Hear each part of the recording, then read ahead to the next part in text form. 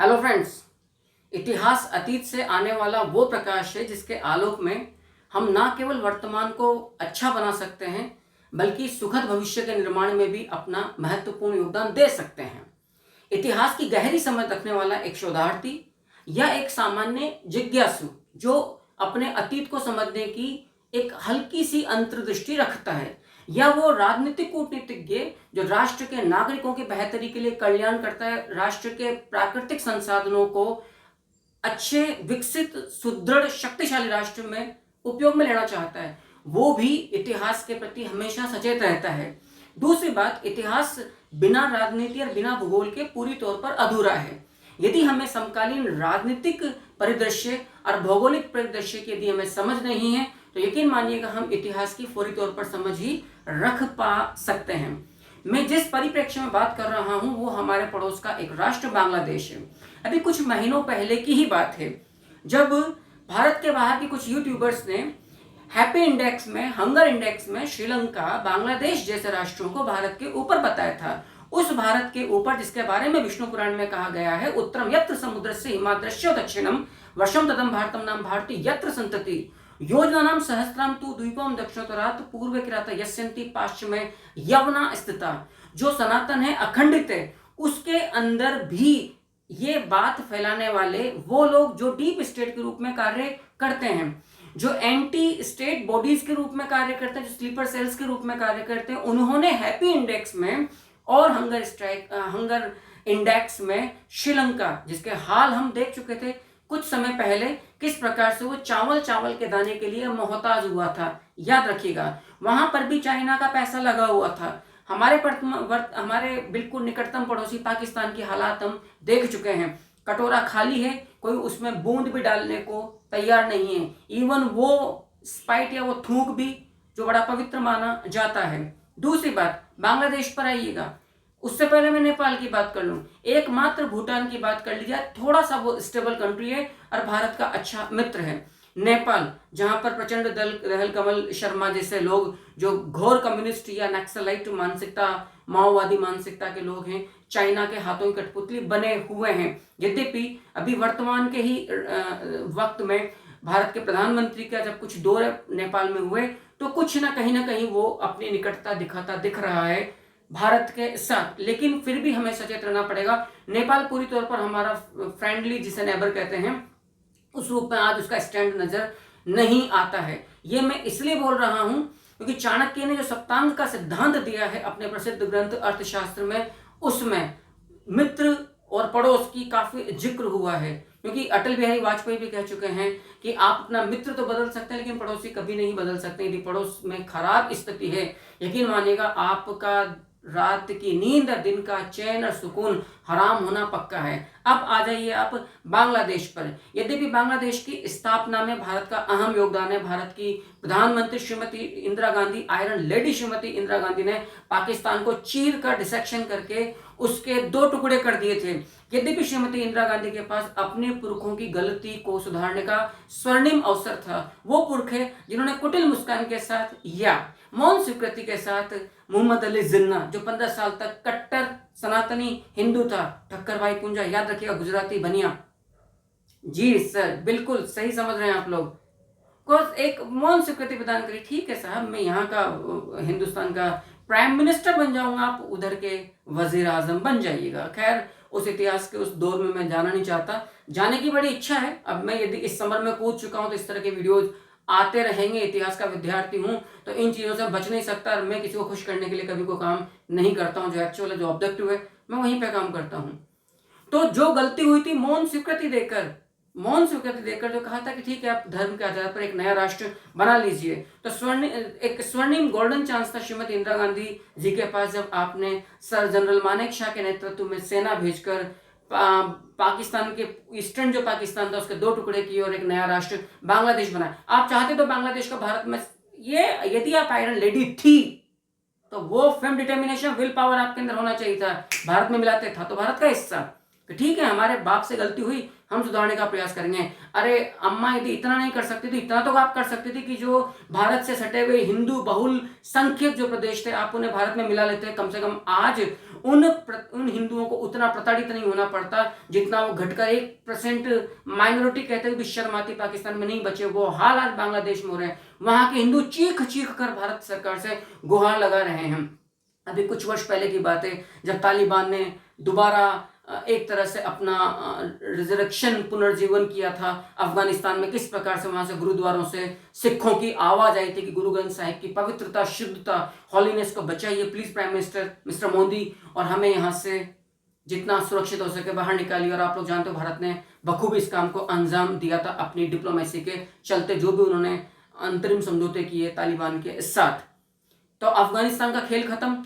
रही बात पश्चिमी ताकतों की, क्योंकि इस बांग्लादेश के खेल में यकीन मानिएगा Pakistan, China, deep state and America, अभी एक एक बात मैं आपके सामने रख दूंगा, और इनके तो अपने हित ही से उससे अधिक नुकसान पहुंचाना है भारत के हितों को।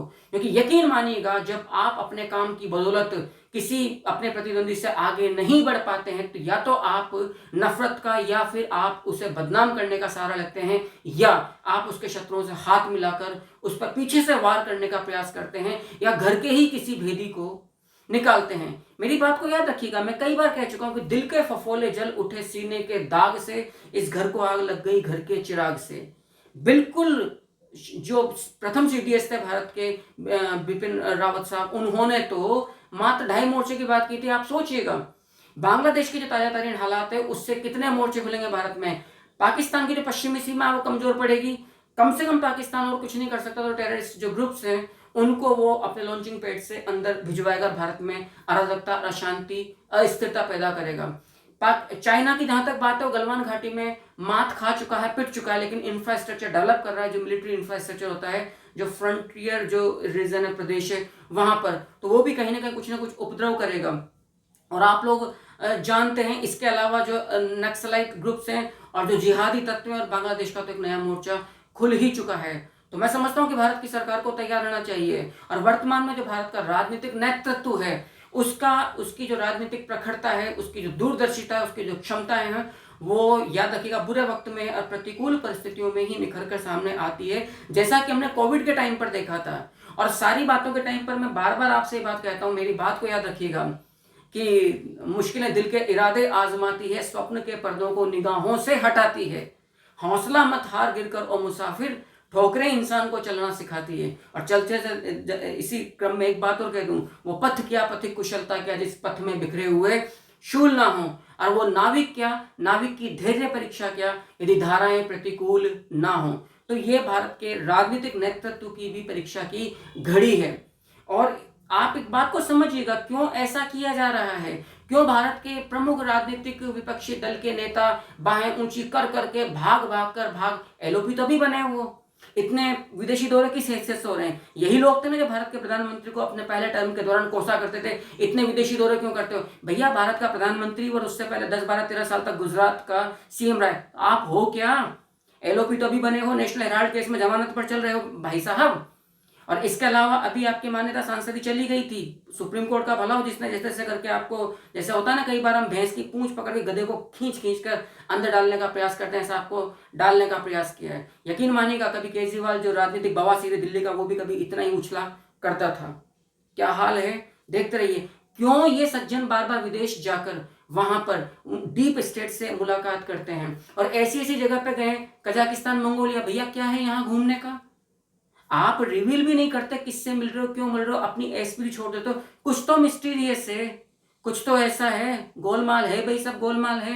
क्यों जॉर्ज सोरोस इस तरह के एंटी जो इंडियन जो एलिमेंट है, फैक्टर्स है, जिनको मैं डीप स्टेट की संज्ञा देता हूं, उनसे मुलाकात क्यों होती है। याद करिए आप ही का बयान था ना यूके यूएस में जाकर कि please save us our democracy, intervene करिए।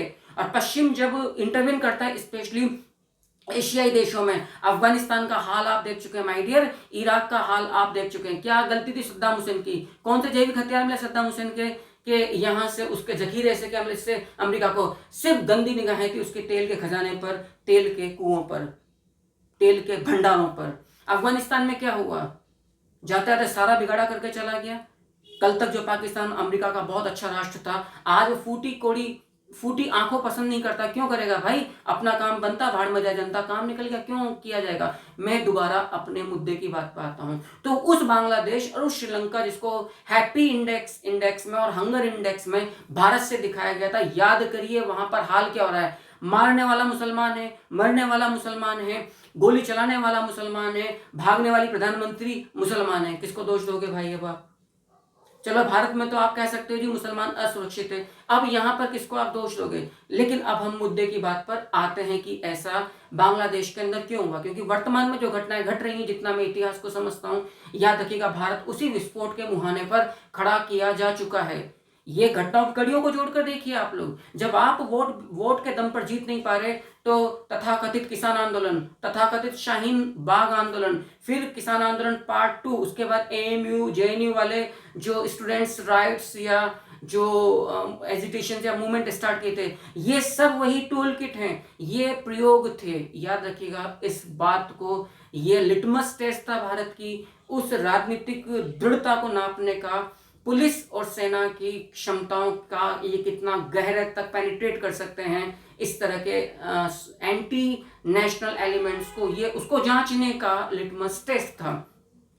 असल में शेख हसीना, आप मुझे एक सिंपल सी एक बात का जवाब दीजिएगा। जो बांग्लादेश के जो हालात हैं वो एक आरक्षण को लेकर आरंभ हुए कि तमाम वो शहीद या वो सैनिक जिन्होंने शहादत दी बांग्लादेश की स्थापना में, उनके बच्चों को आरक्षण दिया जाए। मैं समझता हूं जो भी राष्ट्रभक्त बांग्लादेशी हैं वो कभी भी इसके अगेंस्ट में नहीं जाएंगे। और जब कोर्ट ने उसको सॉर्ट आउट कर दिया था, तो इतना बड़ा मूवमेंट, हिम्मत हो ही नहीं सकती जब तक पीछे बहुत बड़ी बड़ी ताकतें, धन और बल ना हो, कि इतना बड़ा मूवमेंट हो जाए कि रातों रात किसी प्रधानमंत्री को वहां से निकलना पड़े। और वो व्यक्ति, वो सेना का प्रमुख जिसने शेख हसीना को भागने के लिए बोला, जो उनके अब तक बड़े विश्वास पात्र लोगों में से था। तो जनाब ये कहानी यूं स्टार्ट होती है कि अमेरिका का एक डेलीगेशन बांग्लादेश में आया था। आप लोग जानते हो अमेरिका भारत को जितना चाहता है उतना उसका घोर विरोधी भी है। चाइना को रोकने के लिए अमेरिका को भारत की जरूरत है। भारत, अमेरिका बेहतर जानता है यदि इस समय इंडियन सब कॉन्टिनेंट में या एशिया के अंदर चाइना की बढ़ती ताकत को इकोनॉमिकली और आप मिलिट्री के दम पर कहिए, स्पेस के दम पर कहिए, किसी भी लेवल पर यदि आप जानते हो यदि को रोक सकता है तो वो भारत है। लेकिन अमेरिका कभी यह भी नहीं चाहेगा कि भारत इतना मजबूत, इतना ताकतवर हो जाए कि वो उसके लिए चुनौती खड़ी कर दे।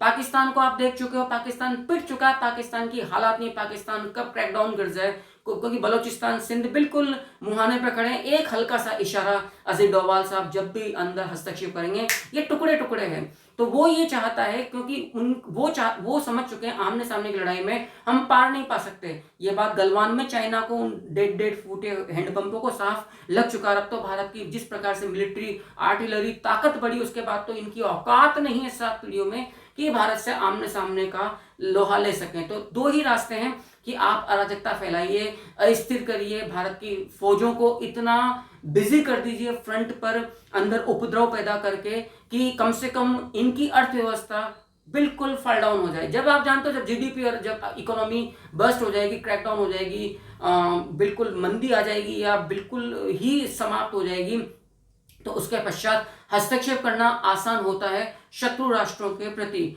और भारत के प्रति टूल किट आज से ही काम में नहीं लिए जा रहे हैं, ये काफी। और चूंकि कांग्रेस पार्टी, जो मैं बार बार कह रहा हूं, सबसे बड़ी सहयोगी रही थी अंग्रेजों की, बात याद रखना, बहुत सोच समझ कर बोल रहा हूं, ब्रिटिशर्स की बहुत ज्यादा।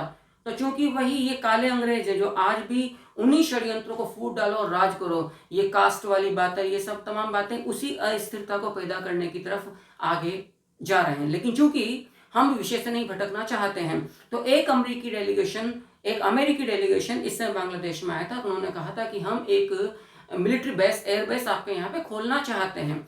आप जानते हैं कि शेख मुजीबुर रहमान जिन्हें बांग्लादेश का संस्थापक कहा जाता है, सोचिएगा बांग्लादेश के अंदर छात्रों का एक एजिटेशन चल रहा है आरक्षण को लेकर, इतना जिहादी तत्व कैसा आ गया। हिंदू घरों पर क्यों हमले हो रहे हैं, क्या वजह कि हिंदू महिलाओं को वहां से चीख चीख कर भारत सरकार को गुहार लगानी पड़ रही कि प्लीज से हमें बचा लीजिए। मंदिरों पे क्यों हमले हो रहे हैं भाई, ऐसा क्या बिगाड़ा है उन्होंने। और उनकी मूर्ति तोड़ दी गई जिन्होंने बांग्लादेश को बसाया था, सोच कर देखिए आप लोग।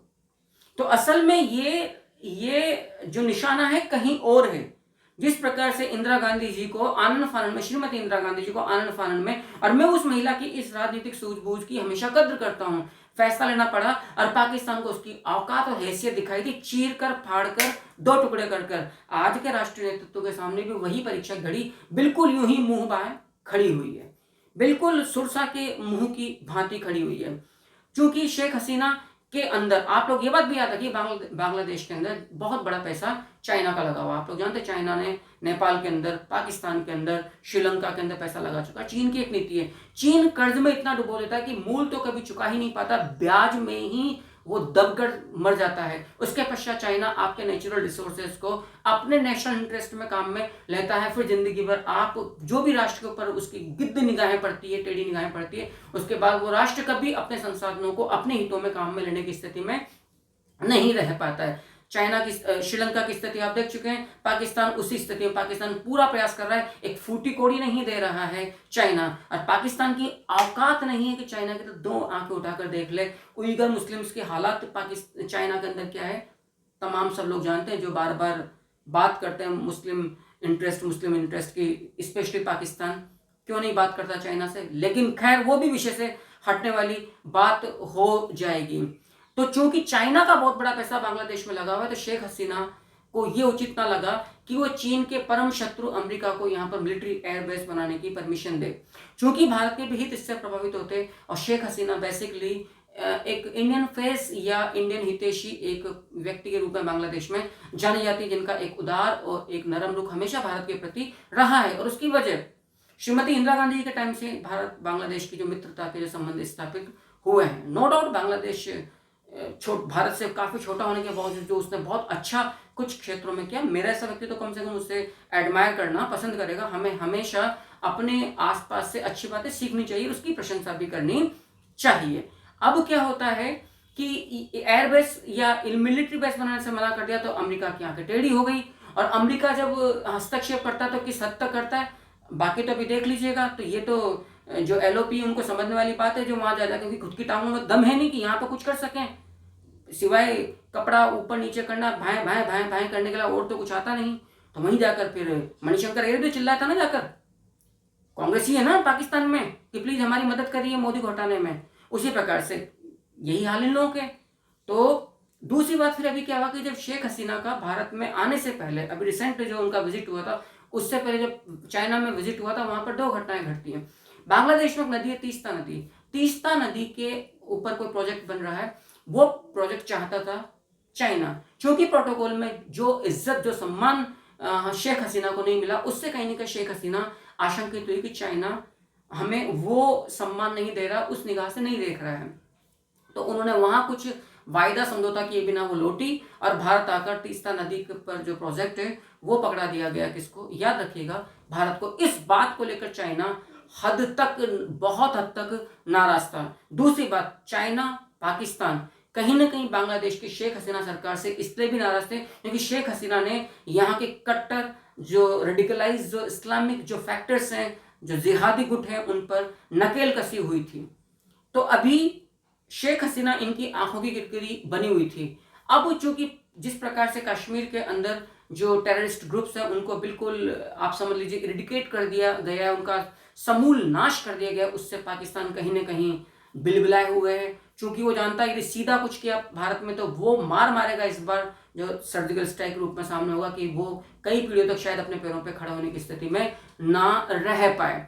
अतः ऐसी स्थिति में इस आरक्षण की जो मांग अभी चल रही थी, उसकी आड़ में ये बात उठाई गई, और ये जो जिहादी तत्व थे पाकिस्तान और अमेरिका, पाकिस्तान और संभवतः अमेरिका भी ने भी कहीं ना कहीं इंटरवीन किया होगा और चाइना के साथ मिलकर, कि यहाँ पर जो स्टूडेंट मूवमेंट था आरक्षण को लेकर, उसमें इस तरह के जिहादी एंटी बांग्लादेश एलिमेंट्स को घुसाकर क्या हाल किया गया। अभी कुछ अगले वीडियोस के अंदर मैं वो आपको दिखाने जा रहा हूं। आपको समझ में नहीं आएगा कि किस प्रकार के हालात हैं, और फिर हमें ये देखना पड़ेगा कि उससे भारत के हितों पर असल में क्या प्रभाव पड़ रहा है। और जितनी मेरी राजनीतिक सूझबूझ है इतिहास को समझने की दृष्टि से, ये पाकिस्तान और चाइना गोल्डन अपना एक अवसर समझ रहे इस समय, भारत की कम से कम अर्थव्यवस्था को कुछ हद तक कमजोर करने की, सामरिक क्षमताओं का पैनापन कितना, उसको परखने की, कितने मोर्चों पर वो एक साथ लड़ सकता है। हो सकता है फुल फ्लैश में इस समय कुछ ना हो, तो छिटपुट एक एक्सपेरिमेंट तौर पर ही भारत की सेना को फ्रंट पर आना पड़े। बाकी तो कश्मीर में, गलवान में सामने है ही सही। ये ऐतिहासिक पृष्ठभूमि है एक तीस्ता नदी के प्रोजेक्ट को लेकर, आरक्षण वाली बात को लेकर, और एक अभी जो अमेरिका को साफ मना किया। दोस्तों इस बात को याद रखिएगा, इस तरह के टूल किट आज से ही नहीं काम में आ रहे हैं। भारत में पिछले कई अरसे से, जब से सत्ता परिवर्तन हुआ है भारत के अंदर भी, ये एंटी नेशनल टूल किट काम करते रहे हैं। ये आपके हमारे बीच में कई प्रकार के भेष में यहाँ पर रहते हैं, स्लीपर सेल्स के रूप में, और इनकी गतिविधियाँ, इनकी कार्यवाहियाँ बड़े ही धीमी, बिना आहट के, बड़े ही चोरी छुपे अंदाज में होती है कि हमें कभी पता नहीं चल पाता कि ये किस तरह की गतिविधियों को अंजाम दे रहे हैं, और ये विस्फोट के रूप में अचानक से एक साथ हमारे सामने आते हैं। याद करिएगा, ये टूल किट हमारे सामने आया था किसान आंदोलन के रूप में, शाहीन बाग के आंदोलन के रूप में, एएमयू, जेएनयू जो एजिटेशन हुआ था उस रूप में आया था, और कई बार आप कई भारत के राजनीतिक दलों को भी यहाँ पर कार्य करते देखते हैं। दक्षिण भारत के एक प्रमुख राजनीतिक दल एंटी हिंदू रिलीजन के रूप में सामने आती है, और उस पर जो चुप्पी या जो खामोशी साध ली जाती है प्रमुख विपक्षी दलों के द्वारा, वो भी बड़ा ही चिंतनीय होता है। ये उसी दिशा में आगे जाता है जिस प्रकार से आज बांग्लादेश में इन छात्र आंदोलन के आड़ में जो गैर मुस्लिम धर्मावलंबी हैं, विशेषकर हिंदू, उनके घरों को, उनके व्यापारिक प्रतिष्ठानों को और उनके तमाम प्रतीक चिन्हों को जिस प्रकार से आग लगाई जा रही है, ये उसी दिशा में स्पष्ट संकेत करता है कि असल में ये आंदोलन सिर्फ तख्ता पलट तक ही सीमित नहीं है, ये क्रांति नहीं, ये सुनियोजित साजिश है। क्योंकि भारत में इस तरह के जो प्रयास थे वो छात्र आंदोलन की आड़ में, तथाकथित किसान आंदोलन की आड़ में, तथाकथित आरक्षण आंदोलन की आड़ में, आप लोग याद करिए, यहाँ पर भी छात्र युवा नेता, छात्र युवा शक्ति को भड़काने का और उसकी आड़ में गहरे षड्यंत्रों को अंजाम देने की साजिशों का पूरी तौर पर प्रयास, कुत्सित प्रयास किया गया था। लेकिन सरकार ने समय रहते पुख्ता कदम उठाए। रोहित वेमुला, आपको कांड याद होगा, संभवतः आंध्र प्रदेश या दक्षिण भारत से एक तथाकथित दलित नेता या दलित छात्र की मृत्यु को, जबकि मालूम चला कि वो फर्जी दलित सर्टिफिकेट वाला मामला निकला था। और ये जो मैं कह रहा हूं कि ये एक संयोग है, प्रयोग नहीं। असल में जो इस तरह के एंटी नेशनल टूल किट्स होते हैं वो सरकार की शक्ति को परखने का प्रयास करते हैं। जब उनको लगता है कि सरकार की प्रतिक्रिया उतनी पैनी नहीं है, उतनी धारदार नहीं है जिस हद तक हम जा रहे हैं, क्योंकि ये इस प्रकार के प्रयोगों में अपनी पूरी शक्ति नहीं आजमाते हैं, और ये भारत के विरोधी तत्वों से कई मौकों, कई लेवल पर, चाहे हथियार हो, चाहे वो नक्सल ग्रुप्स हो, चाहे वो आतंकवादी ग्रुप्स हो, चाहे वो ड्रग्स माफिया हो, चाहे वो जिसको हम लैंड माफिया वगैरह कहते हैं, हर तरह से, चाहे चीन हो, पाकिस्तान हो, खालिस्तान वाला मूवमेंट हो, उस पर। और इसीलिए जब भी भारत ने इस प्रकार के तबके पर सर्जिकल स्ट्राइक करने का प्रयास किया है, खालिस्तानी मूवमेंट वाली बात हो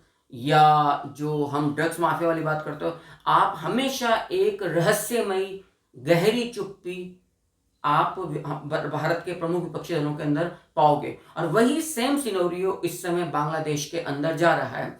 चूंकि मैं प्रयास करता हूं एक प्रकार की समझ रखने का, इतिहास के शोधार्थी या विद्यार्थी होने के नाते, और यही कारण है कि बांग्लादेश में जो घटित हो रहा हूं उसको मैं भारत की राजनीतिक पृष्ठभूमि में या भारत के राजनीतिक रंगमंच पर पर्दे के पीछे में पहले उसको कुछ कठपुतली शासकों के द्वारा या कुछ कठपुतली राजनीतिक पात्रों के द्वारा घटित होते हुए और उसकी असफलता को भी चरम परिणति के रूप में देख चुका हूं। लेकिन वो अंत नहीं था, ये हारेंगे नहीं, ये हार मानेंगे नहीं, ये दोबारा उठकर खड़े होंगे, क्योंकि ये सत्ता के वो लोलुप लोग हैं, जब तक इनको सत्ता हासिल नहीं हो जाएगी बाय हुक और बाय क्रुक, ये इनके प्रकार हैं, ये अपने राजनीतिक षड्यंत्रों को अंजाम देते रहेंगे अपनी सांस की अंतिम कतरे तक, अंतिम क्षमता तक। ये भारत के राजनीतिक नेतृत्व उसकी क्षमता को परखने का पूरा प्रयास करेंगे। और ये जितनी भी घटनाएं बांग्लादेश, नेपाल, श्रीलंका में घटित हो रही है, और इन सब के तार पाकिस्तान, चाइना और कहीं ना कहीं अमेरिका से भी जुड़ते नजर आते हैं। इन वीडियोस के जरिए मैं अपनी कहानी और यात्रा को आगे बढ़ाऊं, उसके पहले एक यक्ष प्रश्न राजनीतिक, सामाजिक, धार्मिक और सांस्कृतिक, और सबसे बड़ी बात उसके ऐतिहासिक मूल में जाकर यदि मैं समझने का प्रयास करूं तो मुझे बड़ा परेशान कर रहा है।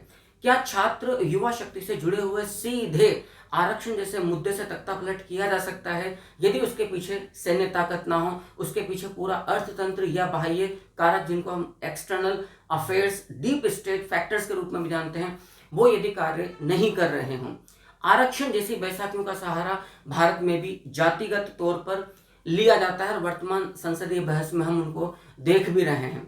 यद्यपि इसी संदर्भ में एक इतिहास के ही मूल से एक बात और निकल कर आती है, जिस व्यवस्था को अंग्रेजों ने डिवाइड एंड रूल करने की पॉलिसी के तहत, फूट डालो राज करो की नीति के तहत भारत में 1909 में मार्ले मिंटो सुधारों के तहत धर्म के नाम पर और जाति में उनके प्रतिशत के अनुपात के आधार पर भारत को तोड़ने के लिए, भारत की राजनीतिक सांस्कृतिक चेतना युक्त अखंडता को तोड़ने के लिए किया था। क्या ऐसी आरक्षण जैसी व्यवस्था किसी राष्ट्र के हित में हो सकती है? लेकिन चूंकि वोट बैंक की राजनीति है तो उसको भारत में भी और उसको बांग्लादेश में भी उसी प्रकार से प्रयोग में लिया जा रहा है। लेकिन अब इस समस्या के दूसरे पहलू की तरफ मैं आपका ध्यान आकर्षित करना चाहूंगा। सोचिए यदि यह हालत भारत में होते और एक अदने से किसी मुस्लिम बेगुनाह परिवार का घर जाने अनजाने में यदि वहां पर चूल्हे की आग भी बहुत तेज इतनी भभक जाती कि वो सिलेंडर तक पहुंच जाती और कुछ विनाश हो जाता। सोचिएगा, मानवाधिकार आयोग और तमाम जो एक टूल किट के रूप में, इंटरनेशनल टूल किट के रूप में कार्य करता है, रिहाना जैसी या मियां खलीफा जैसी महान किसान नेता, महान किसान, वो बहुत बड़े भारत के अंतर्राष्ट्रीय समूह के किसान, वो आज किस प्रकार से भारत की राजनीतिक नेतृत्व की क्षमताओं पर प्रश्न चिन्ह लगा चुके होते। इसके अलावा मैं उन 1.5 ग्राम बुद्धिजीवी पत्रकारों या यूट्यूबर्स की क्षमताओं भी प्रश्न उठाना चाहूंगा जो कभी जर्मनी में बैठकर अपने ज्ञान के छोंक के द्वारा भारत के जो भूखे नंगे बुद्धिजीवी और कुछ राजनीतिक मुमुक्षु टाइप के जो लोग हैं, जो इस उम्मीद में हैं कि हमारा भी नंबर कभी आएगा, हमारा वक्त भी कभी आएगा।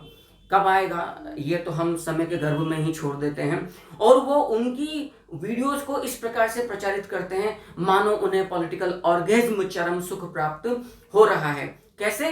जरा सोचिएगा, वो व्यक्ति जो कभी भारत के रोड इंफ्रास्ट्रक्चर पर प्रश्न उठाया करता था कि क्या भारत जैसे राष्ट्र को 6 लेन इंफ्रास्ट्रक्चर की आवश्यकता है, और जिसके वीडियो को कभी राजनीतिक बवासीर जो है दिल्ली का, मैं मिस्टर केजरीवाल की बात कर रहा हूं, उन्होंने कभी शेयर किया था और बाद में बीजेपी IT सेल से सुप्रीम कोर्ट में जाके इस तरह के राजनीतिक थूक चट्टों को माफी मांगनी पड़ी थी। अब आप सोचिएगा, इनकी बुद्धि का जो स्तर है, उनकी क्षमताएं हैं और इनका जो विवेक का स्तर है, उस पर प्रश्न चिन्ह खड़ा होता है या नहीं होता है। ये वही मस्खरे हैं जिन्होंने कभी हैप्पी इंडेक्स, कभी हंगर इंडेक्स के नाम पर श्रीलंका, पाकिस्तान और आपके पड़ोस में बांग्लादेश को भारत से अधिक रखा था। और आप सोचिएगा, ये वो क्लास है भारत के अंदर जो किसी मॉल के किसी अच्छे कैफेटेरिया में बैठकर पिज्जा हाथ में लेते हुए अपनी भारत की वर्तमान आर्थिक अर्थव्यवस्था पर चिंता जाहिर करती है। Oh wow, so sad. Happy index में आज भी हम बांग्लादेश और श्रीलंका से पीछे की तरफ पड़े, मतलब उस लिस्ट में पीछे की तरफ पड़े। अरे बेवकूफ़ों, थोड़ा सा ध्यान रखिएगा। जिस हैप्पी इंडेक्स और आप हंगर इंडेक्स, जिस वो क्या नाम उस लाठी का जो जर्मनी का से अपनी बातों को प्रचारित करता रहता है, उसने जब ये बात, आज कोई प्रश्न पूछेगा उस व्यक्ति से, भैया तुम्हारा इंडेक्स कहाँ चला गया? श्रीलंका चावल के दाने दाने को मोहताज हो गया। और आप सोचिएगा, श्रीलंका की हालत चाइना ने क्या करी, पाकिस्तान के इस मुहाने पर खड़ा हुआ है, नेपाल की हालत क्या हुई है, म्यांमार की हालत, तमाम वो राष्ट्र जो चाइना की आर्थिक बैसाखियों पर खड़े हुए हैं, क्योंकि चीन का फंडा बहुत क्लियर है, इन लोगों को इतना ऋण दीजिए कि वो मूल ना चुका पाए, वो मतलब ब्याज ही ना चुका पाए, मूल तो बहुत दूर की बात है, और फिर चाइना आपके नेचुरल रिसोर्सेज पर अपने नेशनल इंटरेस्ट को काम में लेने के लिए मजबूर कर देता है, और आप अपने ही राष्ट्र में पराये होकर अपने ही प्राकृतिक संसाधनों को अपने प्रजा के सोशल इकोनॉमिक वेलफेयर या इंफ्रास्ट्रक्चर डेवलपमेंट के वेलफेयर में काम में नहीं ले सकते हैं, और फिर कभी आप उसकी सामरिक ताकत के आगे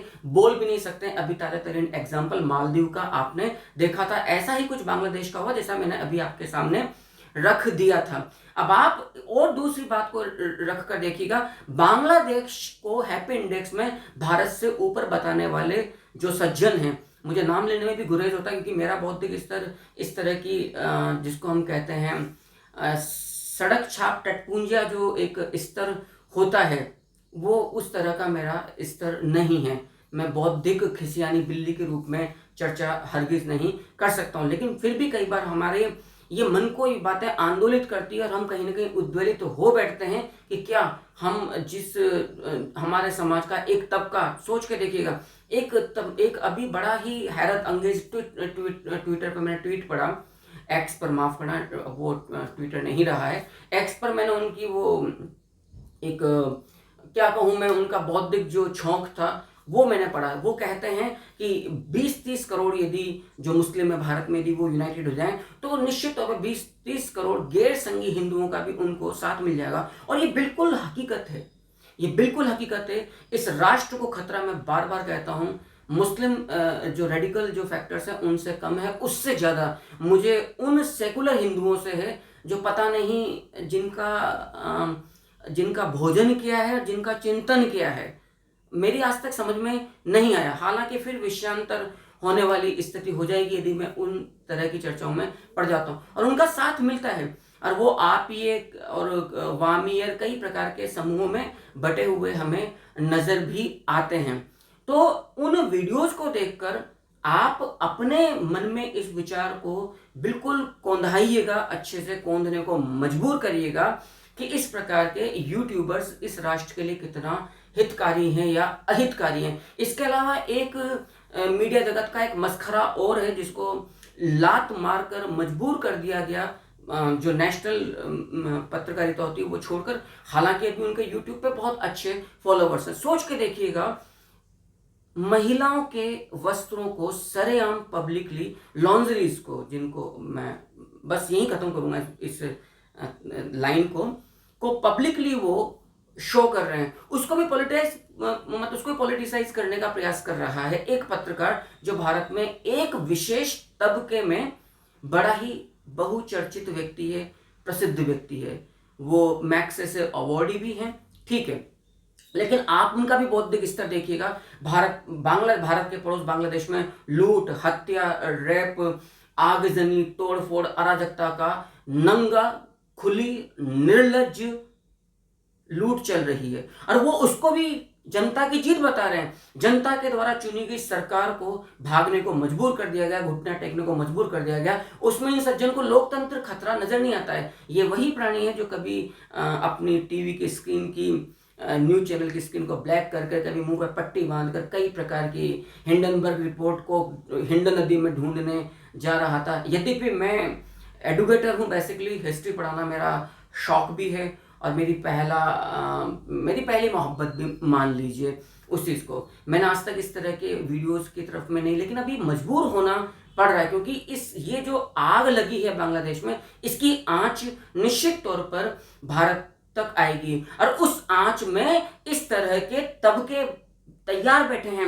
अपने राजनीतिक भुट्टे और रोटियां सेक कर अपना पेट भरने को। और ये भारत के राजनीतिक नेतृत्व की परीक्षा की भी घड़ी है। जितना मैं इस राजनीतिक नेतृत्व को, जितना मेरा समझ है, उस दौर से समझ रहा हूं, ये परिपक्व होकर निखरेगी, बिखरेगी नहीं, संवरेगी और निखरेगी, बिखरेगी नहीं। बुरा वक्त व्यक्ति और राष्ट्र की जिंदगी में आना चाहिए, क्योंकि बुरे वक्त में ही हमें यह मालूम चलता है कि अपनों में छिपे हुए गैर कौन है, गैरों में छिपे हुए अपने कौन हैं। जो हिंदू आज चित्कार रहे हैं मदद की गुहार भारत सरकार को लगा रहे हैं। ये भारत विभाजन की त्रासदी का सबसे बड़ा शिकार हैं और ये तमाचा भी है जय भीम का नारा लगाने वालों के लिए।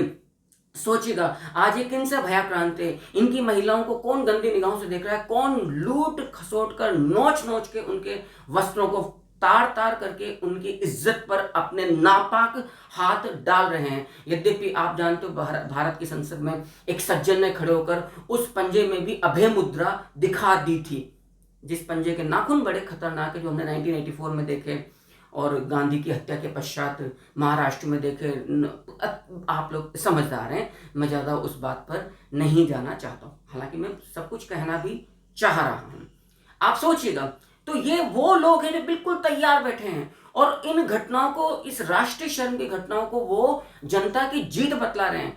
यकीन मानिएगा ये वो तत्व है बाबू, जब आग लगेगी ना, तो मैं दोबारा बोल रहा हूं, सिलेंडर तुम्हारे घर के किचन में भी पड़े हुए हैं, आप शीशे बंद करके बड़े तमाशे देख सकते हो, लेकिन आंच आपके घर के नाजुक शीशों, खिड़कियों के नाजुक शीशों को चटका कर अंदर तक आएगी। उस तपिश में रवीश बाबू, ध्रुव राठी बाबू या तमाम वो राजनीतिक जो नेता यहाँ पर मौके की ताक में राजनीतिक गिद्धों की तरह बैठे हुए हैं, तुम्हें भी झुलसाएगी। यकीन मानिएगा कोई नहीं बचा है। बुद्ध ने कहा था अतो दीप भव, अपना प्रकाश स्वयं बनिए, और बिना भुगते आप यहाँ से नहीं जा सकते हैं। आज इसी सारी पृष्ठभूमि के अंदर मैं कुछ वीडियो जब आपके सामने रखने जा रहा हूँ और इन्हीं वीडियो में एक और बड़ा ही इंटरेस्टिंग पहलू आपके सामने आता है। ये वो बांग्लादेश है जिसको श्रीमती इंदिरा गांधी जी ने अपने विल पावर के जरिए एक स्वतंत्र राष्ट्र की राजनीतिक पहचान, भौगोलिक, धार्मिक, सांस्कृतिक पहचान दी थी। ठीक है, ये उनका बहुत बड़ा कार्य था। हालांकि मैं इसके अंदर एक चीज देखता हूँ, मैं कह चुका हूँ, यदि श्रीमती इंदिरा गांधी जी चाहती तो शायद वो उस पॉलिटिकल जो ब्लंडर उनके पुरखों से हुआ था उससे बच सकती थी, उसका कुछ हिस्सा। लेकिन सोचिएगा उन हिंदुओं की क्या गलती है, आज उनको यदि बलात्कार का शिकार होना पड़ रहा है, राजनीतिक हिंसा का शिकार होना पड़ रहा है, उनके सांस्कृतिक धार्मिक जो प्रतीक चिन्हों को नष्ट किया जा रहा है, कौन लोग हैं? उनके पड़ोसी, जो सालों से उनके साथ मोहब्बत, भाईचारा, सहिष्णुता और कई प्रकार के इस तरह के नारे लगाकर साथ में रह रहे होंगे। आज उन्हें अपनी बहू, बेटियों, बहनों से बचने के लिए गुहार लगानी पड़ रही है कि भाई बख्श दीजिए। आपके बीच में याद करिए, गुजरात दंगों के दौरान एक मुस्लिम का पोस्टर बॉय बनाकर चेहरा, हालांकि उसका कोई दोष नहीं था, जो गलत था उसको सजा मिलनी चाहिए थी। याद करिए, हाथ जोड़कर इसको बाद में बंगाल के अंदर शरण दी गई थी, शायद वो दर्जी या टेलर थे, मुस्लिम जो भाई थे। मैं बार बार कहता हूं, किसी भी निरीह की बेवजह जान नहीं जानी चाहिए, जीव मात्र की। मैं हिंदू मुस्लिम की तो यहाँ बात ही नहीं कर रहा हूं, लेकिन आज आप सोचिएगा क्या ये तमाम जो टोल किट है, ये तमाम जो भारत के अंदर जो राजनीतिक गिद्ध बैठे हुए हैं, क्या उन हिंदुओं की बात को सुनेंगे? और इसी परिप्रेक्ष्य में इस बात को समझने का प्रयास करिए, CAA जैसे कानून भारत सरकार क्यों लेकर आई है और आज क्या CAA जैसे कानून भारत में प्रासंगिक है या गैर प्रासंगिक है। और ये भी सोचकर देखिएगा कि जो सीमावर्ती जो राज्य है जैसे बंगाल, कितने करोड़ रोहिंग्या अवैध बांग्लादेशियों को बसा दिया गया सिर्फ वोट बैंक की राजनीति के चलते। आज आपको वहां की मुख्यमंत्री बड़ी अच्छी लग सकती है कि साहब हम भारत सरकार का साथ देंगे, लेकिन जितना मैं इन लोगों को समझता हूं, ये कब वोट के लिए पलटी मार लें, ये हर चीज के अंदर। और इस देखिएगा जब बातें निकलती तो दूर तलक जाती है। वर्तमान जो मौजूदा सरकार है उस पर हमेशा एक आरोप लगता है ये हिंदू मुस्लिम करती है। अरे हिंदू मुस्लिम तो कर रही, कम से कम तुमने तो सिर्फ मुसलमान ही किया है। या तुम वास्तव मोदी को ये कहना चाहते हो कि सबका साथ सबका विकास हो रही है, हमने सिर्फ मुसलमान की बात करी और तुम सिर्फ हिंदू की बात करी है? ऐसा नहीं चलता है बाबू। कहीं ना कहीं इस राष्ट्र के विकास में सबका योगदान है। मैं दोबारा बोल रहा हूं, समझदार बनिएगा। बांग्लादेश में जो मर रहा है वो भी मुसलमान है, जो मार रहा है वो भी मुसलमान है, जो छोड़कर भाग रहा है वो भी मुसलमान है, जो तख्ता पलट कर रहा है वो भी मुसलमान है, जिसका तख्ता पलट हुआ है वो भी मुसलमान है, जो आर्मी चीफ है वो भी मुसलमान है। वहां पे कोई बीजेपी, RSS या संघी लोग नहीं है। इसलिए इस चश्मे को निकाल कर फेंक दीजिए।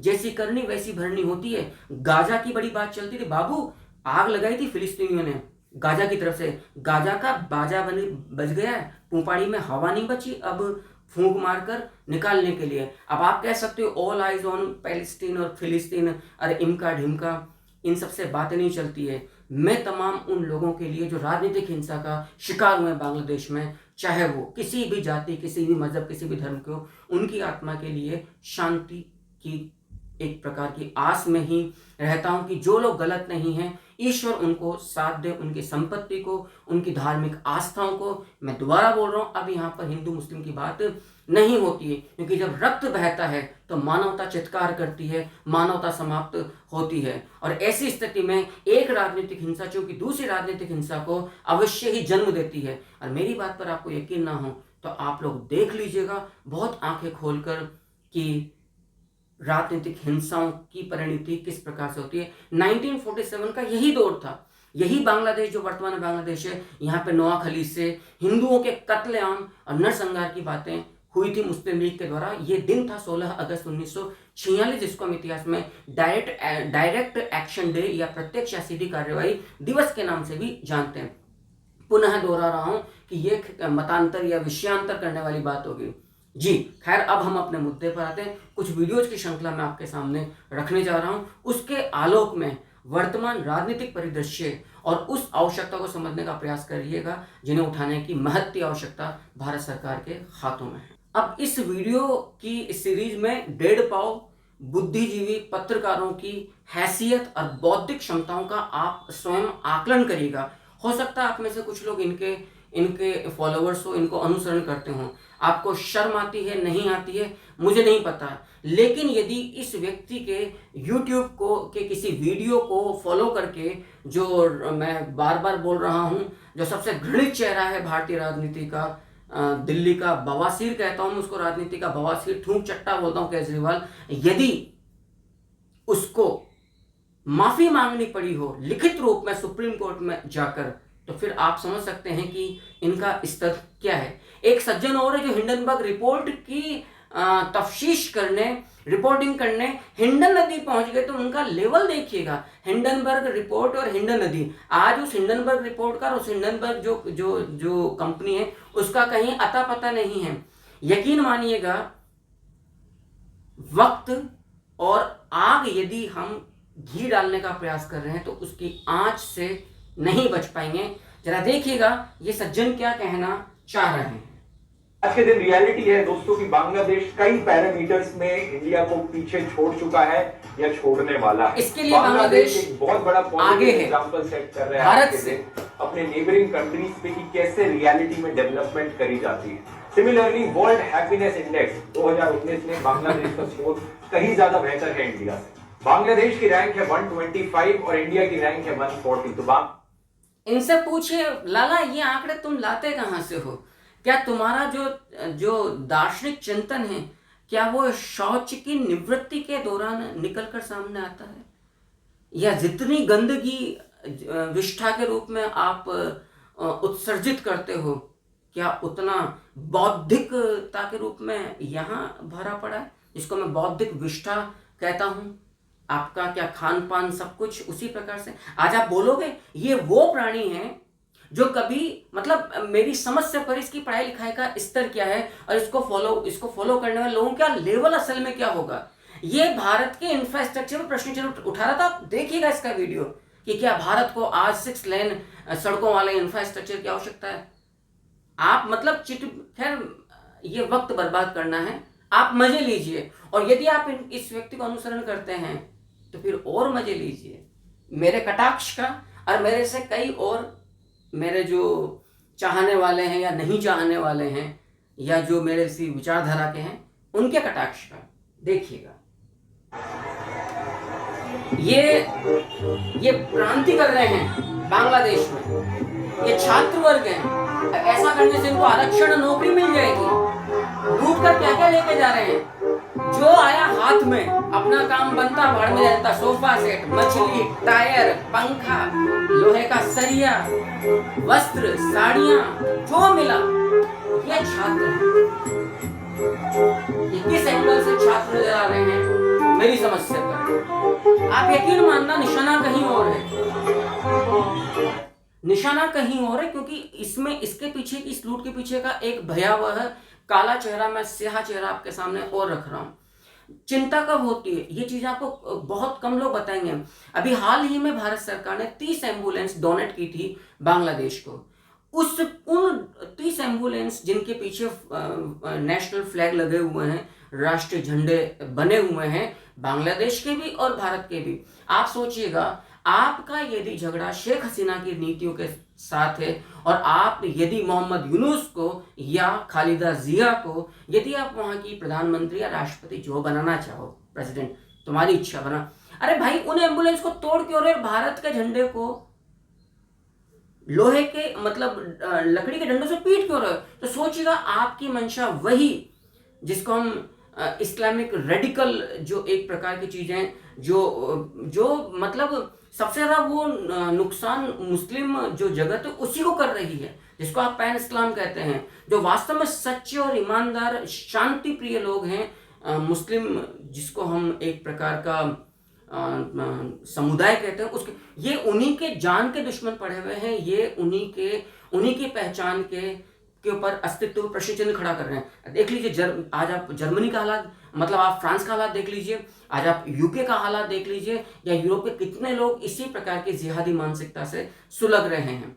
ये समझने वाली बात है कि वो जो एम्बुलेंस आप ही के नागरिकों के लिए भारत सरकार ने डोनेट करी है, उनको तोड़फोड़ करके आप संदेश क्या देना चाहते हो? मेरा जैसा व्यक्ति तो भैया यही लगा रहा है कि असल में इस आंदोलन के पीछे की मंशा क्या है, तीर छोड़ कौन रहा है, शिकार कौन है, शिकारी कौन है। आप बिल्कुल बहुत करीब से समझ सकते हो, देख सकते हो कोई, और ये तो प्रत्यक्ष को प्रमाण की आवश्यकता नहीं, ये तो वो वाली बात है। जरा इनके लूट के हालात देखिएगा, जो सामने आ रहा है सब, और इसको रवीश कुमार जैसे पत्रकार जनता को अधिकारों की प्राप्ति बतला रहे हैं।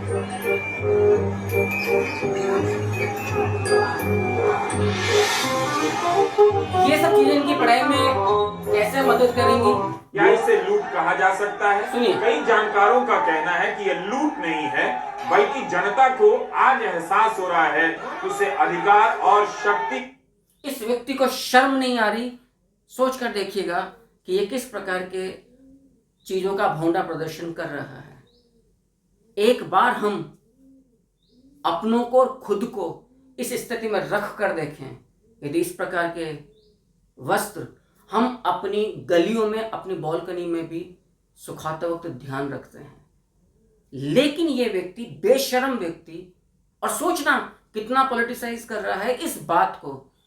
मैं दोबारा बोल रहा हूं, इसको कितना चरम सुख, जो बड़ा हल्के दोयम दर्जे का होता है, वो इसकी जो तंत्रिकाएं हैं, जो तंतु जो इसके दिमाग में चल रहे हैं, वहां पर स्पंदन कर रहे होंगे, शिराओं के अंदर रक्त का तेज बहाव इसकी उन नसों के अंदर दौड़ रहा होगा, और ये एक अलग तरह के चरम सुख की प्राप्ति इस समय कर रहा होगा, इस स्थिति में कि एक दिन हमारा भी वक्त आएगा, हमारा भी नंबर आएगा, हमारी थाली में भी उसी प्रकार से पॉलिटिकल झूठन, राजनीतिक झूठन दोबारा हमारे राजनीतिक आकाओं के द्वारा डाली जाएगी, जिस प्रकार से हम 2014 से पहले लप लप सप सप करके चाटा करते थे।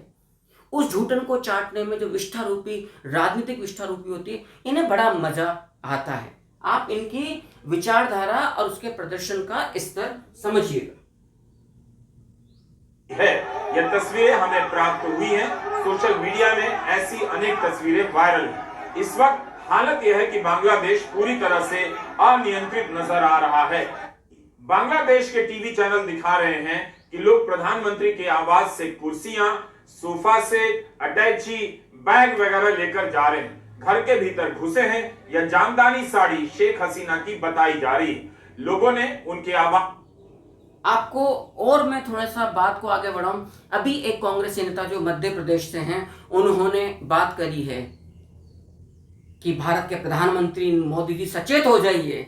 इसी प्रकार के आंदोलन भारत में भी, बाकी आप एक इसी वीडियो की इन्हीं सीरीज में एक आया था कि एक वीडियो हमारे सामने आया था कि जो शेख हसीना है, जो प्रधानमंत्री बांग्लादेश की, जिन्हें भारत की हितैषी समर्थक माना गया, एम्बुलेंस के पीछे की तरफ जो भारत का राष्ट्रीय ध्वज है बांग्लादेश के साथ, उसको डंडे से पीटना और शेख हसीना का बांग्लादेश छोड़कर भारत की तरफ आना। आप आइडिया लगा लीजिए कि कहाँ चोट मारने का प्रयास किया जा रहा है।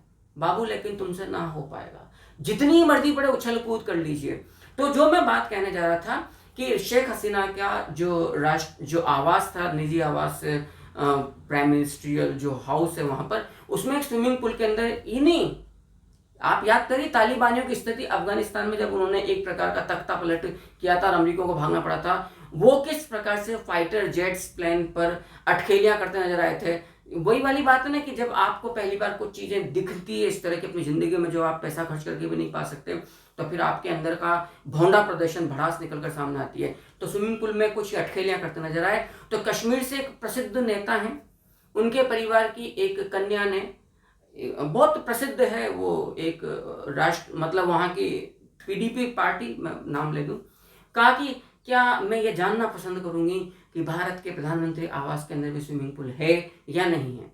आप सोचिएगा, भुट्टा तैयार है, इनकी रोटी तैयार है, बस इनके चूल्हे में वो तपिश नहीं है, वो राजनीतिक लकड़ी, जो जातिवाद, आरक्षण, सांप्रदायवाद, ये देश जलाओ और ऐसा करो, दलित, जय भीम जय मीम वाले जितनी भी कई प्रकार की चीजें ये चलाते हैं, जो इनका ईंधन है, वो चूंकि सुलग नहीं पा रहा, बिल्कुल सुलग नहीं पा रहा, क्योंकि जो हलवाई वहां बैठे हुए हैं वो इनके अकाउंट की मानने को तैयार नहीं है। वरना ये भुट्टे और राजनीतिक रोटियां कभी की सेक कर और बिना डकार लिए, भाई साहब इस प्रकार का बिना टोंद को खुलाए डकार लिए हजम करके निकल लिए होते। और इनका एक ही सिद्धांत है, अपना काम बनता भाड़ में जाए जनता, ऐसा कोई सगा नहीं जिसको हमने ठगा नहीं। जी हाँ, मैं बांग्लादेश की बात नहीं, मैं अपने यहाँ के राजनीतिक जो गिद्ध हैं उनकी बात कर रहा हूं। आगे देखिएगा। मछलियां, खरगोश और बकरी तक लूट ली हैं। क्या इसे लूट कहा जा सकता है? कई जानकारों का कहना है कि यह लूट नहीं है, बल्कि जनता को आज एहसास हो रहा है कि उसे अधिकार और शक्ति मिली है। यह तस्वीरें हमें प्राप्त हुई हैं। सोशल मीडिया में ऐसी अनेक तस्वीरें वायरल हैं। इस वक्त हालत यह है कि बांग्लादेश पूरी तरह से अनियंत्रित नजर आ रहा है। आप किससे पुष्टि करेंगे, किस बात की पता नहीं। ठीक इसी तरह श्रीलंका, सोचिएगा, बांग्लादेश में भी चीनी पैसा लगा हुआ है, और जब शेख हसीना का झुकाव भारत की तरफ नजर आया तो चाइना ने वही खेल जो श्रीलंका में उसने खेला था। आप इन तमाम बातों को भारत के हितों के साथ सीधे जोड़कर देखिएगा, एक दृष्टि रखिएगा, आपको तस्वीर बिल्कुल साफ नजर आ जाएगी। इवन पहुंचने की उस शीशे को, अपनी भारत की भविष्य की तस्वीर को देखने में आपको, आप सोचिएगा, अब सारे मानवाधिकारी सब लोग कहाँ मर गए, क्यों नहीं बोल पा रहे हैं कि हमें एक साथ मिलकर जो अंतर्राष्ट्रीय जगत का जो मीडिया या यूएन वगैरह की जो बातें होती हैं। लेकिन वही वाली बात है कि आप चलते अपने ही हौसलों पर है, इंसान अपने हौसलों पर उड़ान भरता है, दूसरों के कंधों पर तो जनाजे मात्र उठा करते हैं। भारत सरकार को अपने ही नागरिकों की जान बचाने के लिए बिना अंतर्राष्ट्रीय जगत की तरफ ताके हुए कदम और सख्त कदम उठाने पड़ेंगे। हो सकता है, हालांकि यहाँ मैं ये नहीं कहूँगा कि हिंदू जो बहुसंख्यक वहाँ जो प्रदेश हैं उनका भविष्य क्या होगा। शायद रशिया यूक्रेन वाला जो मामला हो या गलतियाँ सुधार ली जाए, सुधारनी चाहिए, होना चाहिए, क्योंकि ये निकले तो हमारी ही गलतियों की उपज हैं। बांग्लादेश तो बहुत बाद में आया, पहले तो पाकिस्तान निकला है, और चूंकि पाकिस्तान जिस मुहाने पर बैठा है कभी भी ब्लास्ट हो सकता है, बलूचिस्तान, सिंध। आगे देखिएगा, ये जो वहाँ का जो संसद भवन है बांग्लादेश का, इसको एक गण भवन के नाम से पुकारते हैं, वहाँ के अंदर की तस्वीरें हैं। क्या आप इन्हें छात्र बोलेंगे? छात्र में भी एक प्रकार का उद्वेग या उन्माद हो सकता है, लेकिन जिस प्रकार का ये प्रदर्शन कर रहे हैं उसमें इनके पीछे की जो मानसिकता है दूसरी वाली, वो निकलकर ज्यादा हमें नजर आती है।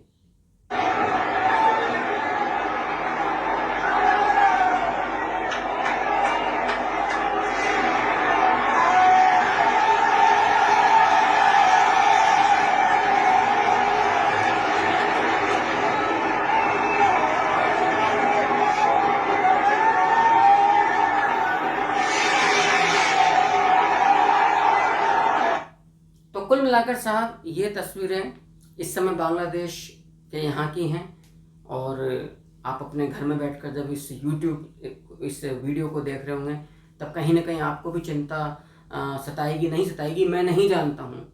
लेकिन जितना मेरा अब तक का अनुभव है, बौद्धिक अनुभव या राजनीतिक चीज़ों को देखने का जो मेरी समझ है, वो मुझे इस दिशा में प्रेरित कर रही है कि मैं उस आहट को सुनूं जो भारत की पूर्वी सीमा पर खड़ी हुई है, और उस शत्रु को भी देखने का प्रयास करूं जो पश्चिमोत्तर जो भारत है वहाँ, या बिल्कुल उत्तर में हिमालय के नेपाल और भूटान के आसपास का जो वो 1.5 फुट जो हैंडपंप है चीनी रूपी, वो हमें नज़र आ रहे हैं। यद्यपि यकीन मानेगा ये कुछ कर नहीं पाएंगे, लेकिन फिर भी एक स्थिर समुद्र के पानी में, जल में कंकड़ मारकर हलचल पैदा करने का तो प्रयास करेंगे। लेकिन सच्ची बात है, ये आप की सबसे बड़ी जो पाठशाला होती है बुरा वक्त होती है, अच्छा वक्त नहीं। तो भारत के राजनीतिक नेतृत्व की जो परख है वो भी इसी टाइम पर हमारे सामने आती है। और देखिएगा, ये तो फिर इनके संसद के अंदर का भोंडा प्रदर्शन है।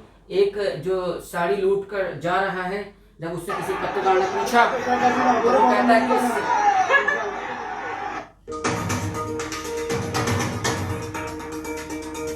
कि ये शेख मुजीबुर रहमान जिनकी प्रतिमा को तोड़ा गया है, ये बांग्लादेश के संस्थापक है साहब। जब छात्र आंदोलन है, आरक्षण की मांग को लेकर है, संस्थापक को तोड़ना, चूंकि इनके अच्छे संबंध रहे भारत की तत्कालीन जो प्रधानमंत्री थी श्रीमती इंदिरा गांधी जी के साथ, क्योंकि उनके सहयोग से ही है, या उनकी जो राजनीतिक इच्छा शक्ति थी, दृढ़ इच्छा शक्ति थी, जो सही है, हमें उसकी तारीफ करनी चाहिए। उनके पुरखों से क्या गलती हुई श्रीमती इंदिरा गांधी, वो अलग बात है, लेकिन इस लेडी ने पाकिस्तान को वो करारा सबक सिखाया, वो तमाचा पड़ा जो गाल के काल पर अमिट छाप के रूप में आज भी अंकित है कि 90,000 पाकिस्तानी सैनिकों को निर्लज्जता पूर्वक आत्मसमर्पण सरेंडर करना पड़ा था, जो वैश्विक सैन्य जगत के इतिहास में इससे गंदा सरेंडर कभी नहीं हुआ है। और ऐसा करवाने वाली इकलौती भारत की जो प्रधानमंत्री है वो मात्र श्रीमती इंदिरा गांधी हैं।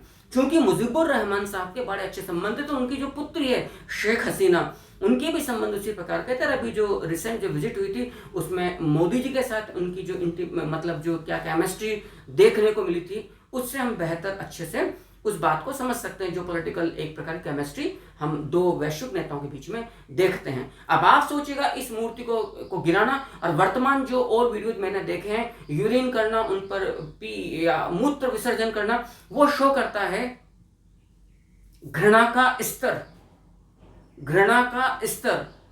और अभी मुझे कोई आश्चर्य नहीं होगा यदि इसकी बचाव में भी, इन सब चीजों के बचाव में भी यहाँ का जो वाम जो वर्ग है मीडिया में या पॉलिटिकल या जनता के अंदर, वो और तथाकथित जो बुद्धिजीवी, पत्रकार, राजनेता, मैं दोबारा बोल रहा हूं सेकुलर हिंदू, क्योंकि भारत को खतरा सबसे अधिक इन नकली भोंडे लोगों से अधिक है। याद रखना, दोबारा मैं बोल रहा हूं, भारत को जितना नुकसान औरंगजेब ने जिहादी मानसिकता के चलते, सिकंदर लोदी ने, या तमाम और लोगों ने, उनसे ज्यादा नुकसान, इतना नुकसान नहीं पहुंचाया, उनसे अधिक नुकसान उन लोगों के द्वारा किया गया है जो अपने आप को कहते हिंदू हैं, लेकिन उनकी मानसिकता में सिर्फ और सिर्फ तुच्छ स्वार्थ बचाने के लिए किसी भी स्तर तक वो समझौते कर सकते हैं अपने शत्रुओं के साथ भी। ये वो लोग हैं। सियासतदा कहते हैं कि तकरीरों से बदलता है जमाना, इल्मदा समझते हैं कि नारों से बदलता है जमाना। हाकिमों ने फरमाया है कि हुक्मनामों से बदलता है जमाना, कातिबों ने फरमाया है कि कायदों से बदलता है जमाना, मगर मिजाज जहां बदलने को काफी नहीं होता, नसीहत देने वाले खुद बदलें तो बदलता है जमाना।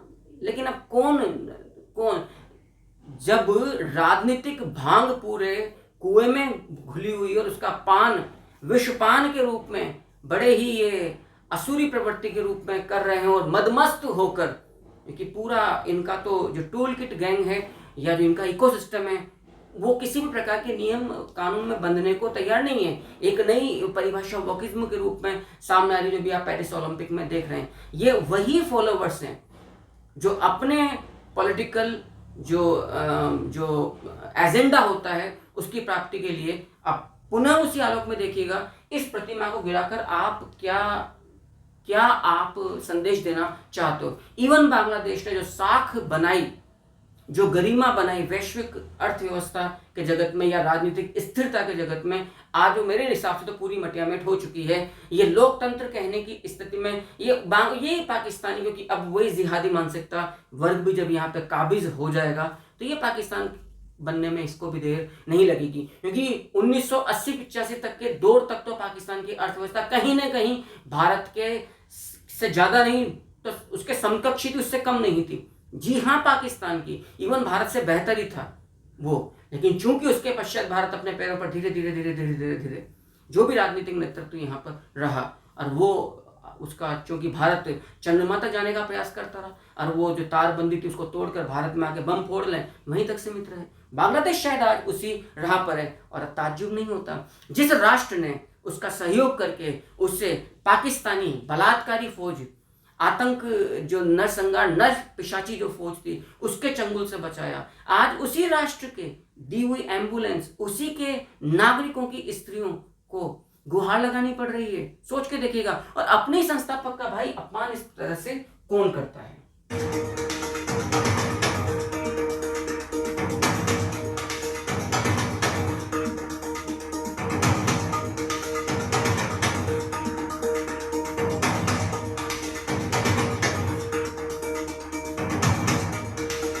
इसी तरह की तस्वीरें हमने इराक में सद्दाम हुसैन की भी देखी थी। अब कोई पूछा सद्दाम हुसैन की गलती असल में क्या थी, मुझे लगता है सद्दाम हुसैन की किसी प्रकार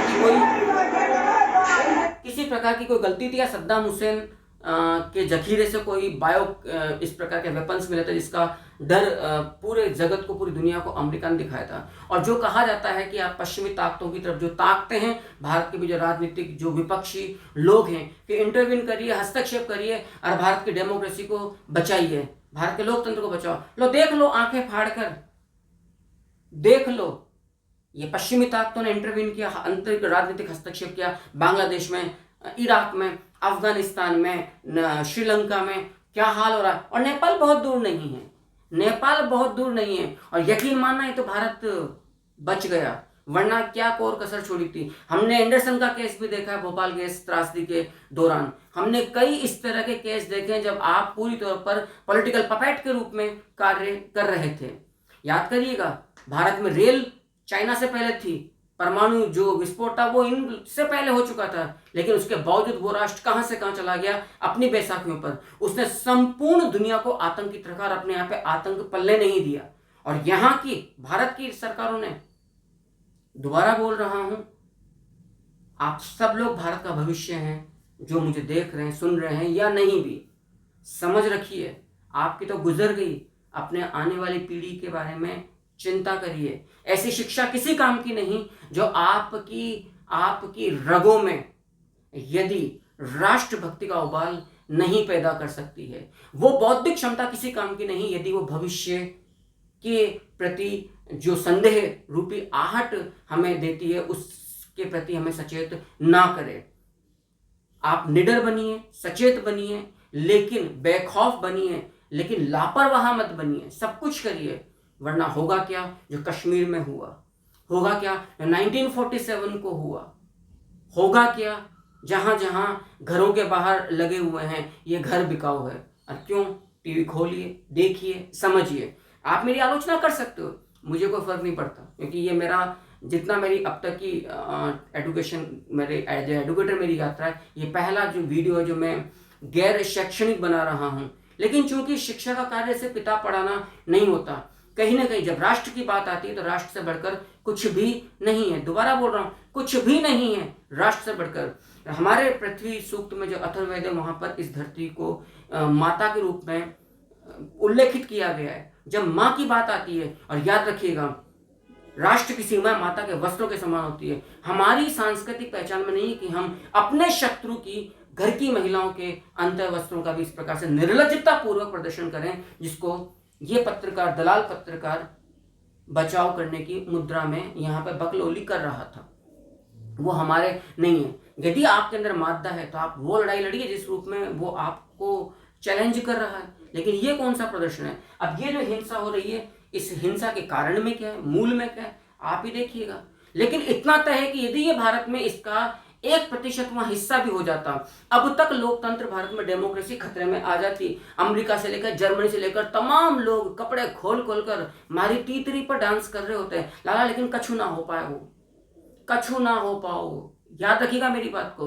भारत का विभाजन, फिर बोल रहा हूं, मुस्लिम लीग ने किया, लेकिन मुस्लिम लीग को नेतृत्व एक जो कहते हैं जिसको कहना चाहिए असल में हिंदू ही था ना, वो तो मोहम्मद अली जिन्ना जो अपने आप को कहता है, काहे का मुसलमान था वो, जिनका जन्म हिंदू परिवार में हुआ, 15 साल तक वो एक उसके रूप में चलते रहे।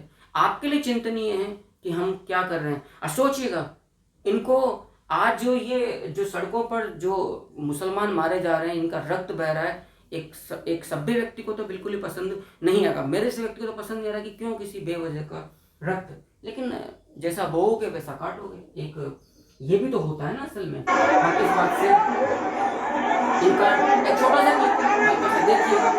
मैं इस तरह की चीज़ों को चूंकि बहुत ज़्यादा बढ़ावा नहीं देना चाहता हूँ। अब आप उन लोगों का चित्कार को भी सुन लीजिए, आपको शायद मेरी बातें समझ में आ जाए, जो बांग्लादेश से आपके लिए हृदय विदारक दृश्य के रूप में सामने हो सकती है।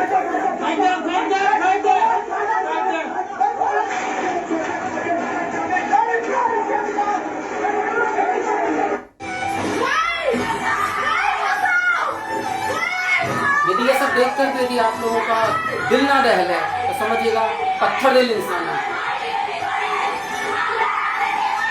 सोचिएगा कि क्यों भारत सरकार को सीएए जैसे कानून लाने की आवश्यकता है, कितना महत्ती आवश्यकता है आज वैश्विक राजनीतिक परिदृश्य के अंदर। आप लोग कह सकते हो इस चीज को, हमें क्या जरूरत पड़ी है, सही बात है, हमें क्या जरूरत पड़ी है, हमें कहां जरूरत पड़ी है भाई, क्योंकि हमने धर्म के नाम पर देश तोड़ दिया। हमें जितनी सेवा करनी थी हमने कर दी मजहबी ताकतों की, उनके लिए एक अलग राष्ट्र बना दिया, फिर उसके लिए एक नया राष्ट्र बना दिया। वहां पर जितने अल्पसंख्यक थे उन सब की लंका लग गई। पाकिस्तान में घटके कितने रह गए, बांग्लादेश के हालात आपके सामने, अफगानिस्तान में 0 कर दिए गए। और फिर यहाँ पर हम रोहिंग्याओं को बसाएंगे, यहाँ पर कपड़े खोल खोल के इनको लोकतंत्र यूं याद आता है, यहाँ पर बसाएंगे ताकि यहाँ पर भी वही माहौल इकट्ठा किया जाए। फिर उनकी जो सरकारें आएंगी वो मरे, वो जाने, वो कुछ भी करे, उनको कोसते रहेंगे, क्योंकि वैसे भी जो आने वाली पीढ़ी है वो तो रील बनाने, इंस्टा रील बनाने से उसको बेचारी को फुर्सत नहीं मिल रही।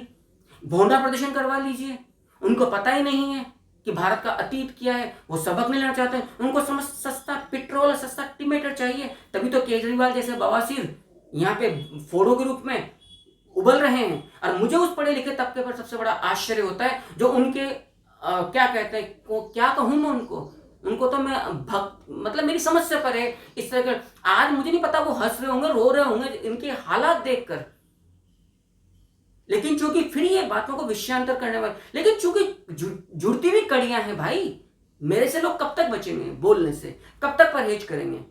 मैं क्लास ले लूं, पैसा कमा लूं, ये कर, वहीं तक सीमित रहेंगे आखिरकार हम लोग। हमारी एजुकेशन का, हमारी शिक्षा का यदि इतिहास से हम सबक नहीं लेंगे तो किससे लेंगे? ठेकेदार आकर तुम्हें सबक देगा क्या? और आप इन राजनेताओं से उम्मीद करते हो जिनकी पूरी जिंदगी, तमाम जिंदगी गुजर गई सिर्फ इसलिए कि जो पैसा हमने बचाया उसको कहां सेट कर लिया जाए, उन बच्चों का सेट कर लिया जाए। चूंकि उनको बड़ा करने का जिम्मा भी हमारा, वोट तो हम ही दे रहे हैं, वो हमारे घर में कुछ एक टाइम था भारत में जब बैलेट पेपर पर वो पूरे, लेकिन आज का दौर तो वो नहीं है।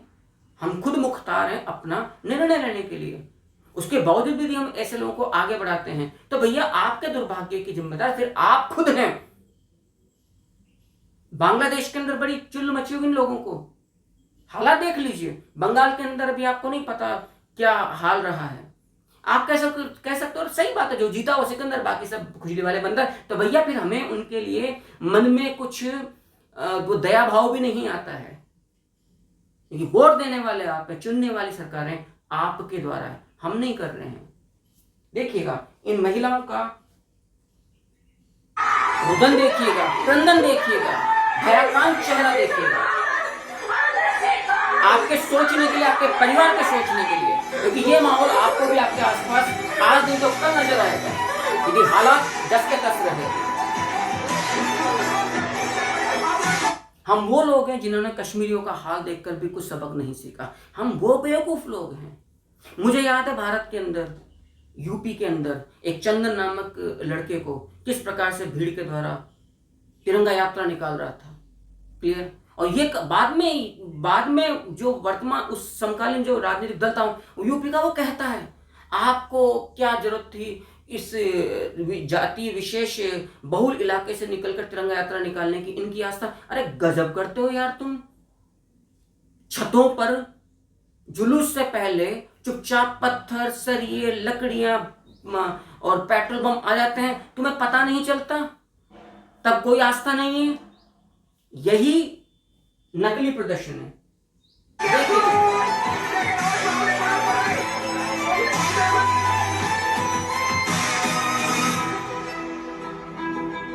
किसी भी प्रकार की, स्पेशली जब राजनीतिक हिंसा होती है, यकीन मानिएगा बिना पॉलिटिकल सपोर्ट के जनता में वो मादा होता ही नहीं है।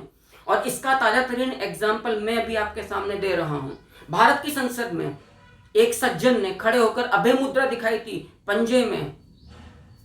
ईसाई धर्म के अंदर और इस्लाम के अंदर कोई बंदा बोलने को तैयार नहीं। भाई इस्लाम जो चित्र को अनुमति नहीं देता है, चित्र का, आपने अभय मुद्रा कहां से देख ली? लेकिन कोई नहीं बोलने वाला, ताली पीट रहा है। कौन बेवकूफ जो अपने आप को हिंदू कह रहे, सुन रहे हैं हिंदू हिंसक होता है। सोच के देखिएगा जरा, याद करिए नुपुर शर्मा का केस, या कन्हैया लाल ने तो बेचारे ने सिर्फ इतना सा कहा था, लेकिन क्या हाल हुआ उस व्यक्ति का। तो मैं यही बात जो आपको समझाना चाह रहा हूं कि धर्म को सभी मानते हैं, धर्म की कोई नहीं मानता। क्योंकि जो हिंसा हो रही है उसके पीछे सोची समझी गई राजनीतिक ताकतें काम करती हैं। एक केस में राजनीतिक ताकत ने काम नहीं किया तो कोई फतवा नहीं, कोई कुछ नहीं, फिर कोई अपमान वाली बात नहीं।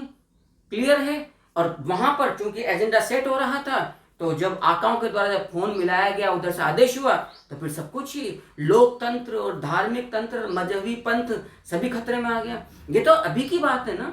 आप सोच के देखिएगा कि क्या बात कही गई थी। अरे तो ऑन रिकॉर्ड है संसद के पटल पर, इस्लाम के अंदर अभय मुद्रा। आप सोच रहे हो कि धर्म का कितना बड़ा आप अपमान करने जा रहे हो। मुझे तो याद नहीं आ रहा, जितना मैंने इस्लाम को पढ़ा है, समझा है, कि वहां पे किसी चित्र की भी आप साकार रूप की भी कोई कल्पना कर सकते हो। आपने कहां देख लिया भाई?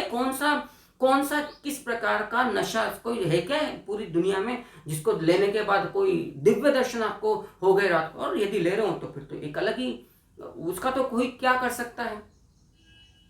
लेकिन अब इनके लिए कौन आवाज उठाएगा? यही तो वो सीएए जैसे कानून, ये इन्हीं के लिए तो थे, इन्हीं लोगों के लिए जो गिने चुने बच्चे हैं। लेकिन आप देखिएगा इनको भी, जो भारत के जो राजनीतिक प्रतिद्वंद, जो विपक्षी जो लोग हैं, नाम ले सकता हूं मैं, केजरीवाल जैसे या अन्य कई जो कांग्रेस वगैरह, क्यों विरोध कर रहे थे? वो चाहते नहीं। आंशिक जिहादी राष्ट्र तो लगभग घोषित ही कर दिया था पिछली सरकारों ने, लगभग आंशिक, लिखित रूप में नहीं होकर।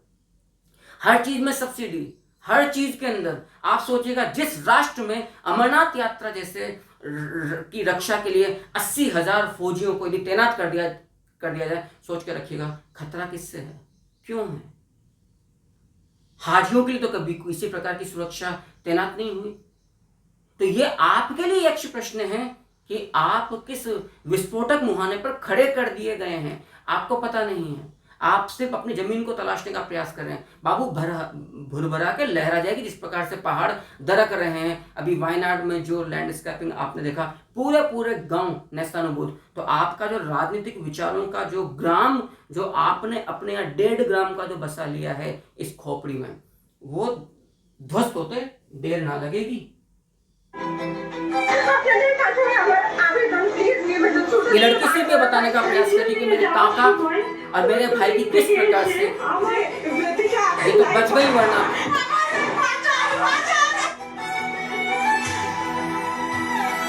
মিছিল নিয়ে যাওয়ার সময় উল্টো দিক থেকে এসে ये इसने बताने का प्रयास किया। ঢুকে আমার ठीक বাবা है। একজন ব্যবসা করে, সে তার বাবা কতটা নিরুপায় আজকে। मैं जो बार बार आप लोगों को समझाने का प्रयास कर रहा हूँ, सिर्फ इतनी सी बात है कि इन चीज़ों को समझिए।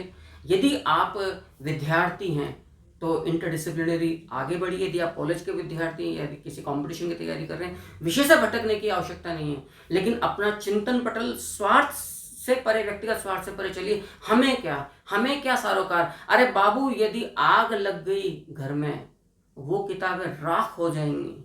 ओसामा बिन लादेन भी बहुत पढ़ा लिखा था, इंजीनियर था। कितने मैं टेररिस्ट आपके सामने गिना दूं। मैं दोबारा बोल रहा हूं, वो शिक्षा किसी काम की नहीं जो राष्ट्र प्रेम के नाम पर आपकी रगों में बदलने वाले रक्त को उबलने को मजबूर हो। क्या रहा है, बांग्लादेश आज तक बहुत प्रगतिशील एक स्टेबल कंट्री के रूप में, जिसकी इकोनॉमी, जिसकी जीडीपी, जिसका जो स्मॉल स्केल इंडस्ट्री है, मेरे को बड़ा ताज्जुब होता है जब मैं वुडलैंड की शर्ट्स पे जब मैंने देखा मेड इन बांग्लादेश। याद करिएगा इस बात को, आप सोचिएगा बांग्लादेश का अचीवमेंट किस रूप में है।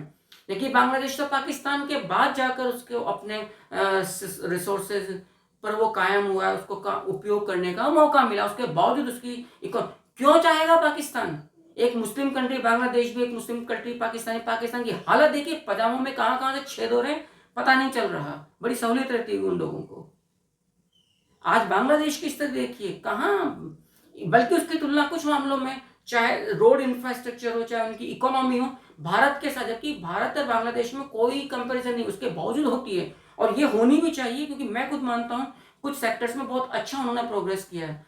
उसी विकास को रोकने तोड़ने का ये प्रयास है। सोचिएगा कितने हजार करोड़ों का नुकसान, पे लाखों करोड़ों का नुकसान पहले तो कोरोना के 2-2.5 साल में, उसके बाद 1 साल तक जो तथाकथित जो किसान आंदोलन था। अभी कुछ लोग कहेंगे जी आप कैसे किसान आंदोलन, योगेंद्र यादव की बात याद कर लेना, उसने जो यूपी चुनाव के दौरान जो बकवास करी थी इस किसान आंदोलन की बात को लेकर कि हमने पिच तैयार कर दी, अखिलेश यादव बैटिंग करने नहीं उतरा तो हम क्या करें। इसलिए ये चूरण मुझे मत चटाने का प्रयास करना कि किसान आंदोलन क्या था क्या नहीं था। मैं तो एग्जाम्पल दे रहा हूँ हिस्ट्री से ही। जिस समय प्लासी युद्ध जब लड़ा गया, प्लासी युद्ध 1757 जून के अंदर, उसके पश्चात जब प्लासी युद्ध में जो परास्त करवाया गया अपने ही लोगों के द्वारा सिराजुद्दौला, तो जब सिराजुद्दौला के शव को, सिराजुद्दौला की जो बेगम थी, याद रखिएगा वो बहुत ज्यादा क्या कहना चाहिए, नेक दिल और सेल्फ रिस्पेक्टेड महिला थी।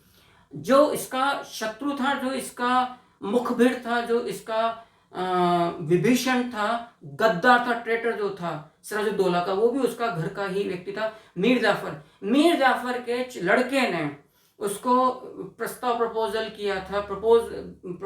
किया था उसकी बेगम को।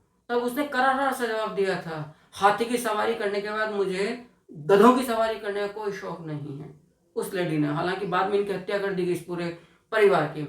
तो जब याद रखिएगा इस बात को, बंगाल की जब सड़कों पर जब सिराजुद्दौला के शव को निकाला जा रहा था अंग्रेजों के द्वारा, तब बेवकूफ हिंदू और मुस्लिम गलियों के दोनों तरफ खड़े होकर ताली पीट कर खुशियां मना रहे थे।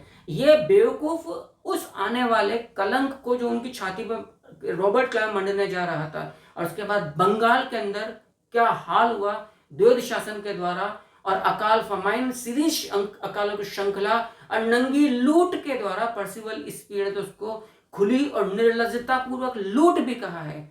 उसी के कई बार कहता हूं सबसे मूर्ख यदि को जाती है तो वो हिंदू है, जिसका सबसे बड़ा एग्जाम्पल है एक हिंदू ने ही धर्मांतरण करके देश की लंका लगा दी, मोहम्मद अली जिन्ना। अभी मैं कल ही एक ट्वीट देख रहा था इस बांग्लादेश के बाद, मैं आज लगाना भूल गया उसको। वो लिखता है कि 20-30 करोड़ तो हम हैं और 20-30 करोड़ वो हिंदू जो गैर संगी हैं, मिल जाओ इस देश में भी हम वही कर सकते हैं जो बांग्लादेश। सोच, आप लोगों को होश नहीं, आप लोग अपनी 4 दीवारी में कमरा बंद करके टीवी चलाकर विराट कोहली के आनंद लो, सपना चौधरी के मजे लो। आप यहीं तक सीमित रहो, अच्छी पढ़ाई एक कोने में घुस जाएगी, अच्छी पढ़ाई अच्छी लिखाई, बाकी समझ में तो एक बार कश्मीरी पंडितों से जाकर मिल लीजिएगा। जब जान पर आती है ना, जब भारत का विभाजन हुआ था, भूलिएगा मत, पड़ोस के घर में जब आ गए, और आप आज भी यही बात कहोगे क्या फर्क पड़ता है, हम सुरक्षित रहे, हम बस, तुम्हें पता नहीं चलेगा तुम घटते घटते कितने चले जाओगे। तुम्हारे पायजामों में इतने छेद हो जाएंगे कि नाड़ा कौन से छेद में डाले, कौन से छेद में से निकालना है पता ना चलेगा। जागरूक बन जाइए, दोबारा बोल रहा हूं, मेरी बात को बहुत अच्छे से याद रखना। इतिहास से जितना मैंने सीखा है, जिस पीढ़ी ने शस्त्र और शास्त्र छोड़ा है उसका हाल क्या हुआ है, वर्तमान भारत है। यदि आपने शास्त्र पढ़ना छोड़ दिया तो अपनी संस्कृति भूल जाओगे। यदि आपने शस्त्र चलाना भूल गए, जो भुला दिया गया है वर्नाक्यूलर, माफ करना है 1878 का जो आर्म्स एक्ट है उसके तहत, यदि आपने शस्त्र चलाना छोड़ दिया, इतिहास और भूगोल बदल दिया जाएगा आपका। जागरूक बन जाना। आपके देश के अंदर क्या हाल हुआ है, बाकी तो हर कई जगहों पे लिखा हुआ है घर बिकाऊ है। गाजियाबाद से लेकर हरियाणा में, कश्मीर का तो हाल आपके सामने है। ठीक है, अभी और देखिए, ये वो हिंदू परिवार है, चित्कार रही हैं, गुहार लगा रही हैं किसी से कि प्लीज हमें बचा लीजिए, क्योंकि ये कैद हो गए हैं। इनका कोई दोष नहीं है, इनका कोई दोष नहीं है। इन बेचारों घर उस सीमा में थे, ये पवित्र भूमि बंगाल के रहनुमा निवासी थे, इनका कोई दोष नहीं है। ये गांधी, नेहरू, जिन्ना की पॉलिटिक्स का शिकार बने हैं, राइट। ये उस स्वार्थी, महत्वाकांक्षा, तुच्छ मानसिकता का शिकार बने हैं। किसी को तो राष्ट्रपिता बनना था, किसी को चिच्चा वो प्रधानमंत्री बनना था, दूसरे को अलग वजीर आजम बनना था, एक को ये बनना था। अपने बाप का रास्ता काट दिया हलवे की तरह, और अपने घर में आपको याद रखना, भेड़ियों के बीच में आपको, शत्रुओं के बीच में आपको क्या कहना चाहिए, पड़ोसी मतलब अनजान बना के रख दिया। याद करिए खान अब्दुल गफ्फार खान साहब ने क्या कहा था गांधी को कि हमने आज़ादी की लड़ाई पाकिस्तान के लिए नहीं, हिंदुस्तान अखंड भारत के लिए लड़ी थी। कौन है ये पाकिस्तान? क्या दोष था इन परिवारों का? क्यों बना बांग्लादेश? इंदिरा गांधी में नहीं था, बड़ा आयरन लेडी बोलती अपने आप को, नहीं कर सकती थी, कम से कम उन लोगों को तो भारत में लेकर आ सकती थी। भाई ठीक है, तुम जब बन ही धर्म के नाम पे रहे हो, कम से कम उन लोगों को आज ये हालत में भी सोच के देखना इनका चित्कार। और आप सोच के देखना, यदि मेरी बात पे कहना हो कि आपके घर की बहू बेटियां, सुंदर जवान बेटियां आग के लपटों के अंदर, घर के अंदर सीमित हो गई है, और वहशी दरिंदे तुम्हारे जिस्म को नोचने के लिए तैयार बैठे हैं आग के लेकर। तुम कुछ नहीं कर सकते, तुम्हारे घर के मर्दों को नोच नोच कर बाकी तो हाल कर ही दिया गया है। सपोर्ट कीजिएगा, बात को आगे से आगे बढ़ाइएगा, सब्सक्राइब कीजिएगा और जागरूक बनने का प्रयास करिएगा। पुनः दोहरा रहा हूं, वंदे मातरम।